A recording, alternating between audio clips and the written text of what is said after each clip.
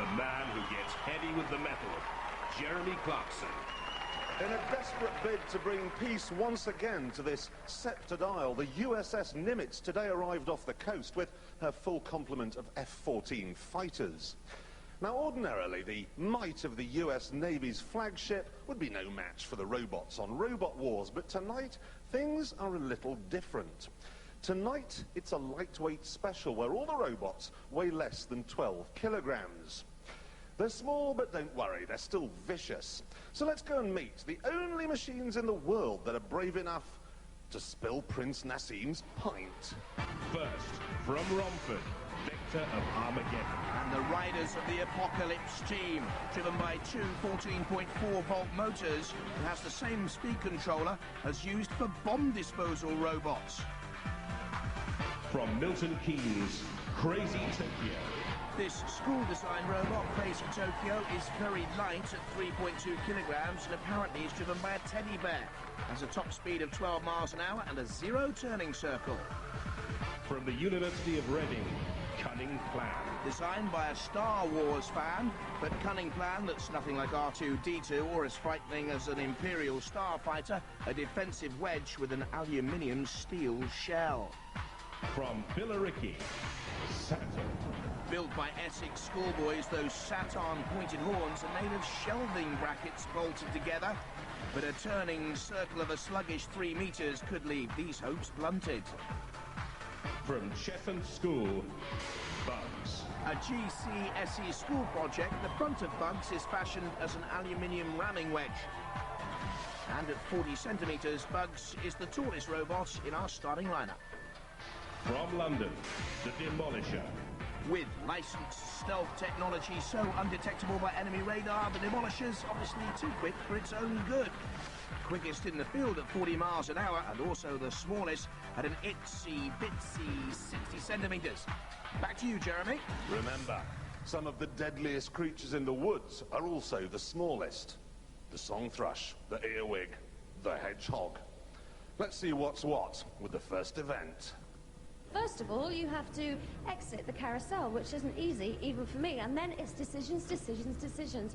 Do you take the safe but rather slow route to my right, which involves a maze and some spikes, or the middle ramp route, which also has its ups and downs, or do you face Sergeant Bash, complete with flamethrower? Whatever you do, by the time you get to this end, you better watch out, because Matilda has the freedom to roam across the whole of the finish line.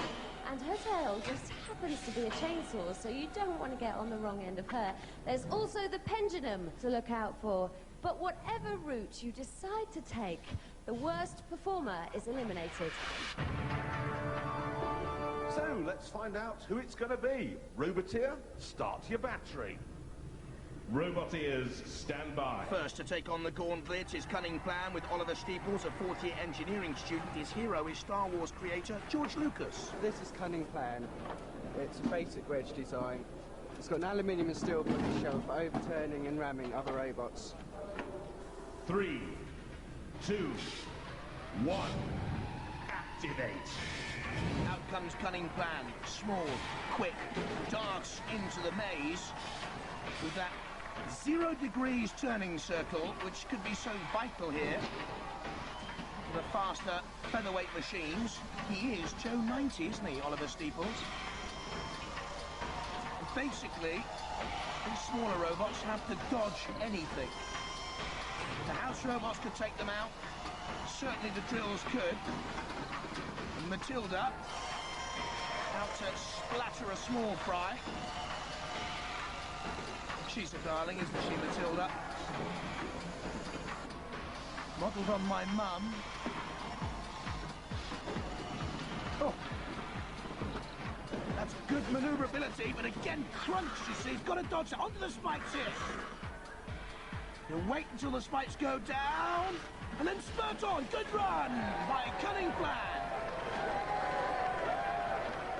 Appropriate name, Cunning Plan. Maybe. You were looking pretty pleased there. The spikes are a bit tricky. The robot didn't give me any problems. What, the spikes are tricky, but Matilda isn't? Well, I'm looking forward to you going head-to-head with that. Should be good luck. Well done. Anytime. Cunning Plan, first to go, first to complete, and first name up on the leaderboards. Roboteers, stand by. Kevin Church, Matthew Davey and Chris Purchase, all GCSE students. 3, 2, 1. Activate. Crazy Tokyo boys, all studying for GCSEs. What on earth have they made this thing from? One of its weapons is that curved bumper, they say, to push opponents out of the way. Seems to me to have been made out of one of those stickers you get in bubblegum packets. Past the drill. Stuck on the grill. And the drill again. Could get mangled there. It's a case of run away, run away. Taking on the springs. This is Crazy Tokyo in the featherweight division. This armour plating is impenetrable to chainsaws and other pokey things. We will see. Here come two pokey things now. Matilda's tusks. And is Crazy Tokyo stuck on those springs? Oh, is Matilda stuck on those springs? You are. And so is Matilda, stuck fast. And Matilda's in trouble, look at that! Stop and deactivate robots. Well, you were lucky there because you were about to be eaten. Right. Did you find that in a dustbin or make it? Both. You're supposed to have gone that way, past that enormous house robot which would have mangled your piece of litter, but you went the other way around and deservedly got stuck. Oh, never mind. Well, never mind. But the bin boys did well. 12.65 metres, they're in second place. Roboteers, stand by. Saturn, driven by 15-year-old GCSE schoolboy Tom Barber, his brother, 13-year-old Sam, is back in the pits. This is our robot Saturn based on a ball. We've got a number of different features. We've got wagging tail at the back, sound effects, we've got smoke machines in the nose and a laser for the eye. 3, 2, 1. Activate. And what Tom and Sam Barber didn't tell you is that Saturn also moves as it goes along. Mad cow disease. These boys are bonkers already. Moves, that's a few bruises too many. I'm not too sure about the steering with that mad one eye, but it certainly is bullish. Oh, what a great run straight through! Look at the manoeuvrability and 10-mile-an-hour speed past the house robots. I cannot believe you beat both of them. Oh, brilliant. That was brilliant. Well done. And Saturn through in the quickest time so far, top of the leaderboard. Crazy Tokyo, 12.65 metres, looks vulnerable. Roboteers, stand by. Driver Sam Rudgard is the youngest competitor in Robot Wars. He's only 10. This is the Demolisher. It's made from a Tyco engine and is built for speed. Its spikes here are made for when zooming around to ram into the enemy and puncture its armour. 3, 2, 1. Activate. And 10-year-old Sam Rudgard with the smallest robot in Robot Wars so far is speeding away, and it's beaten just about everything, and has! That's taking the Michael! Not that long ago, I'd have put some money on you not making it, yes? Yes. Well, well done, guys. That was a really neat run. Well done. The Demolisher, very quick, but not as quick as Saturn or Cunning Plan. Roboteers, stand by. Bugs, driven by Michael Stacey, technician Stephen Devereaux to the left, and Michael Langdon, their Cheshunt School teacher, to the right. 3, 2, 1. Activate. And for me, driver Michael, technician Stephen, and teacher, chief mechanic Michael Langdon have built one of the most attractive robots in Robot Wars. Bugs, from the Cheshunt School. This is a Bugs, and this is our design, loosely based on a ladybird. Nice and light, nice and agile, nice and fast. Can get up to 4 miles an hour. Actually looks as if it's built out of my vacuum cleaner at home. Good steering and dodging, but now comes the Punch and Matilda. So lightweight, these smaller robots. Impaled on the spikes, Matilda gives it a right clout. If in doubt, clout it out, Matilda. Michael Stacey, the driver, waiting his moment now to dodge past the house robot. Don't forget, the worst performer goes out of the competition. Dodges Matilda again. Stop and deactivate robots. Well, I reckon Sergeant Bash had a hangover, don't you reckon? Oh, well, we just couldn't get through. You made every effort, for which you should be heartily congratulated. But not good enough to go beyond Crazy Tokyo's distance. Bugs fifth, 11.45 meters to beat for Vector of Armageddon. Robot ears, stand by. Last to go then, Adam Clark, who was once upon a time a mechanic at the Isle of Man TT motorbike races. This is the Vector of Armageddon competing in the featherweight class. It's designed around a brute force design, with Lexan body armour on the front, high-powered torch for targeting purposes, and it's built on power. 3, 2, 1, activate. Adam Clark and Vector of Armageddon. Which way is he going to go? Well, he attacks the first ramp, which is bold, because this has got a maximum climb of 35 degrees, this robot. Manoeuvring it well up and over the first ramp. Now, if he gets up and over the second ramp, he'll have done enough. He'll have beaten Bugs, and he will go through. Which way is he going now, though? Very cautious. And stuck on that second ramp. Only a ground clearance of 1 millimetre, and I think that's costing him here. He may not get up and over, and time is running out. Stop and deactivate robots. So, look, I've got to ask, did Sergeant Bash burn out your communications? No, it was just beached on the second ramp. It looks like the lip between the ground and the ramp was just too steep for it to get up. I know it looks like a grass-cutting box, but it's serious robot, that, isn't it? Yeah, it's designed for very extreme ground clearance, and the ramp's just too steep for it, unfortunately. Are you gutted? Yeah, for this time, yeah. Well done, anyway.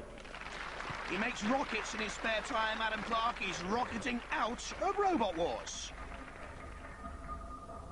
Bugs team, how bad was your damage? Very slight, we'll make it through. Of course you will. Keep going. It's the end of event 1, and things have to be repaired here.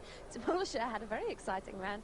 Sutton had the fastest time going, and, ooh, how's it going here?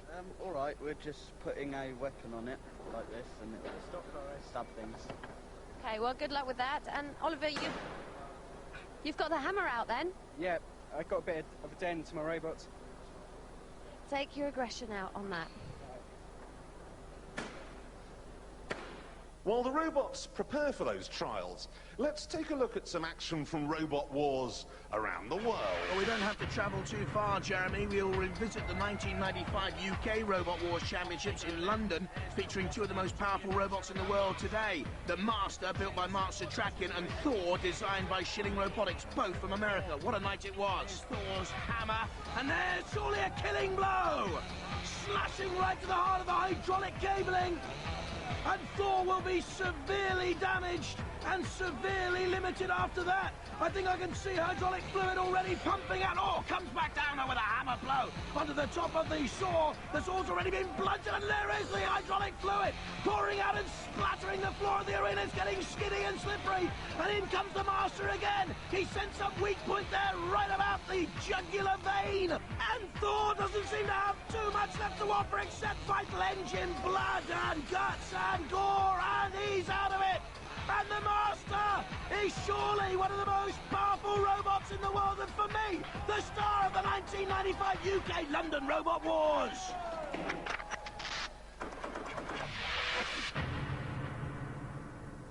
Now for some motor racing where pit stops are banned, but ramming is actively encouraged. It's a sport that could have been designed specifically for Michael Schumacher.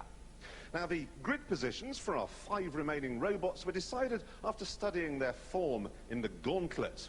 It's a 3-lap race around this figure-of-8 course, and the one that crosses the line last or covers the least distance is eliminated.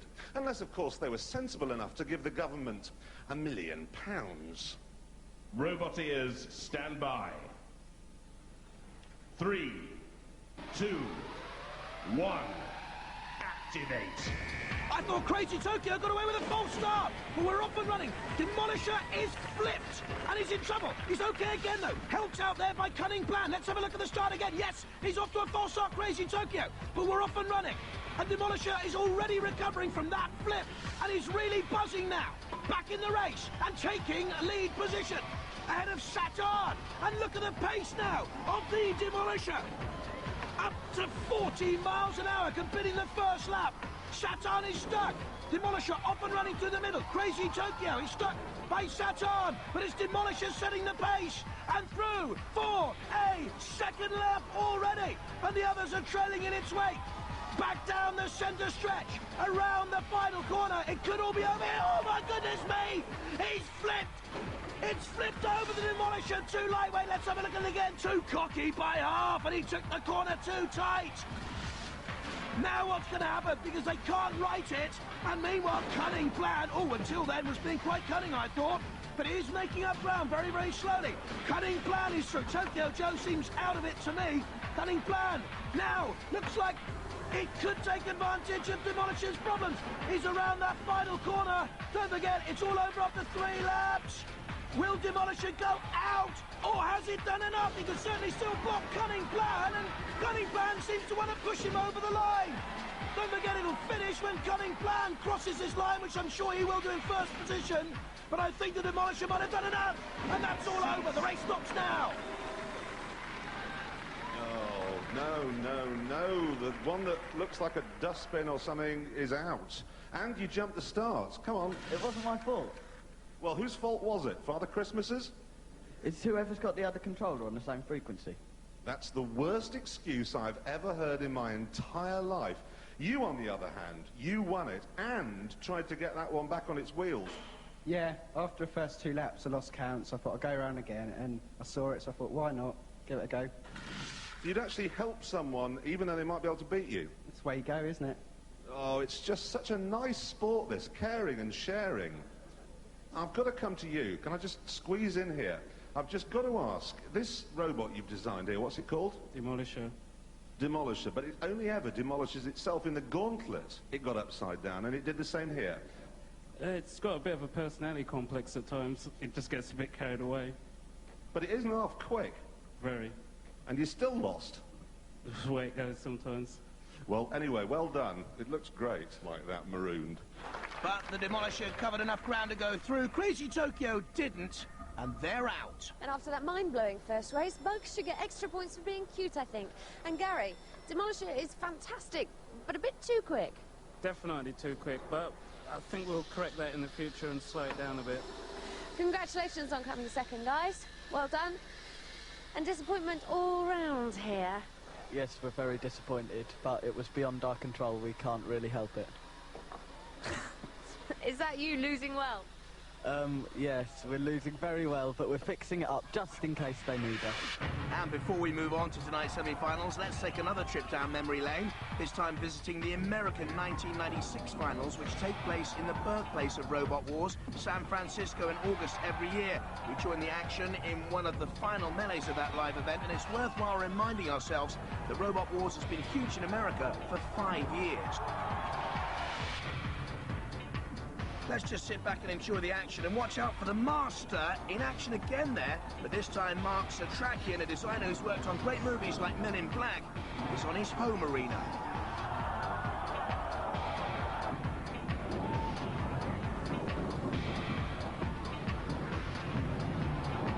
The ultimate winner here, La Machine, dumping that one over the edge. Undisputed world champion for 2 years until losing its crown to an even meaner Killing Machine. But now the face-off battles. And you don't know who you're pitched against, do you? No, Who would you like to be pitched against? I'm not bothered. Anyone. Bugs. It's Bugs against Cunning Plan. Oliver, what weapons have you got that can oppose Bugs? I've got a sticker. Disappointed we can't squash a bug first. But do you think you can squash this one? We're going to give it a good tryout. Yeah, we'll test him. How do you think Saturn will fare? Pretty well, I think. It's a lot bigger. It's got more power behind it. You're on your way to your arena with Cunning Plan. I have something to ask you. You met C-3PO and R2-D2. Did they inspire you? No. He's very nervous. It must have inspired you a little bit. If I may liken this show to a cup of cappuccino, we've now reached the point where the froth is gone. It's neat wake-up juice from now on in.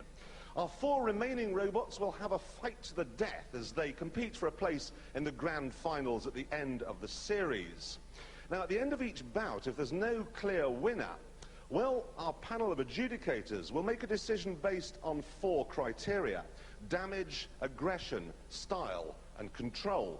And these guys know what they're talking about. On the left, we have Eric Dickinson, who's the only British veteran of robot wars in America. In the centre, there's Professor Noel Sharkey, head of robotics at Sheffield University. And on the right, Adam Harper, holder of the land speed record at 150 miles an hour in a Sinclair C5. He's crazy, but not as crazy as what's about to happen below me. Roboteers, stand by. 3, 2, 1, activate. So basically, cunning plan with the defensive wedge to batter Bugs itself. That little aluminium ramming wedge in the front there. You dancing? I'm asking. You asking? I'm dancing. Come on, get stuck in. Oh, that's better. Underneath, Bugs. Cunning plan. You don't want to get on that grill. Oh, no, you won't get out from there. You will not get out of there, Bugs. I didn't think it had the maneuverability that we saw earlier. There could be a problem. That's dead metal. Oh. Those pincers could crush the life out of the Bug. Could actually dead metal knock it back into play? I don't think so. Cease.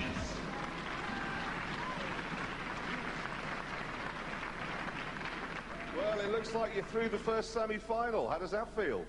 Good. Didn't put up much of a fight, did it? It was good. I like it. Like what? Bugs, look at the paint job.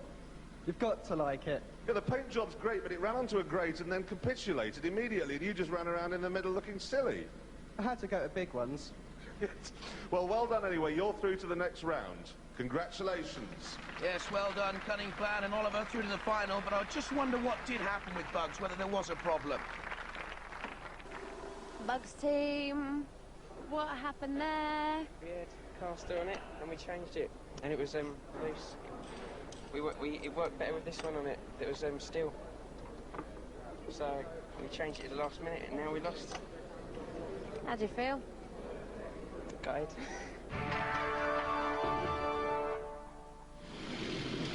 Roboteers, stand by.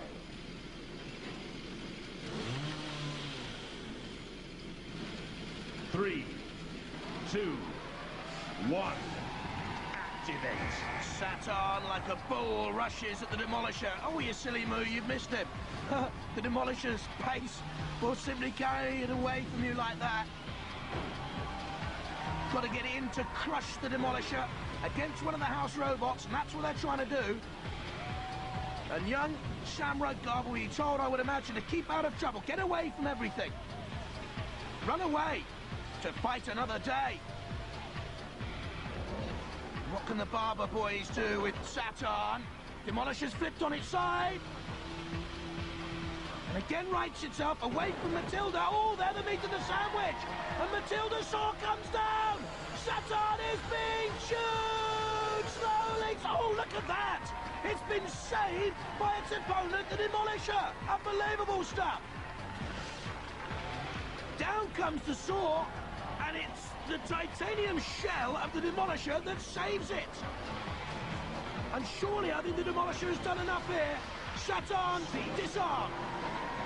And out. And Sam Rudgar, only 10, look at that, walking tall. Demolisher's won. Yeah, surprised. But secretly quite pleased. Maybe. We'll see later. Unbelievable. Put it there. That was epic. You have a laugh? Yeah. Did you see what happened to the other one? Just got cut in half by Matilda's chainsaw, basically. Yeah, and you just spent the whole time running away. Is that what you asked him to do? Yep, that's our strategy. Keep out of trouble. Yeah, you think he did a good job? Excellent job. He did indeed. He's through to the next round. No weapons at all, but you can make it.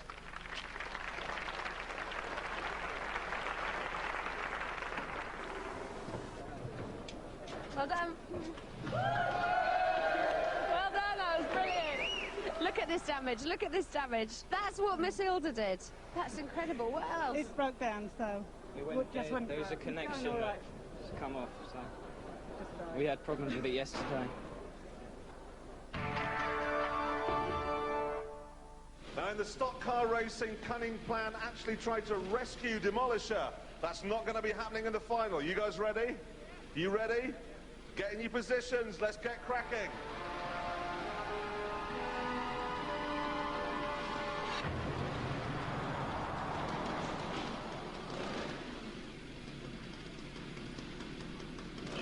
Robot ears, stand by.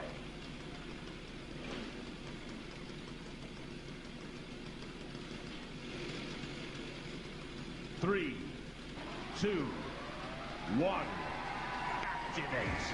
Demolisher at the top of your picture is the quicker, but Cunning Plan is the heavier of these two featherweights. The Demolisher will be trying to keep out of trouble with young Sam at the wheels. Oh, but the wheels have come off! The Demolisher is beaten by the Cunning Plan of Oliver Steeples. I'm not too sure whether the crowd wanted young Sam Rudgard to win it, but he had no chance with power like that.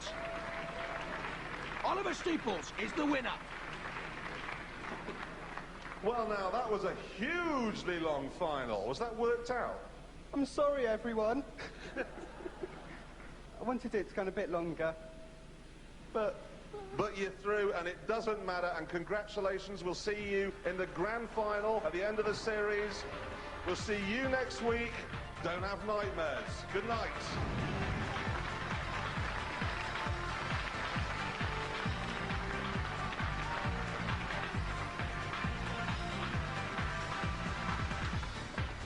Sam, what happened to you? I was trying to get away, but I just got caught by the edge of the Cunning Plan. How did you feel? A bit sad. Next year. Maybe next year. Definitely next year. Well done, you did very well to get this far.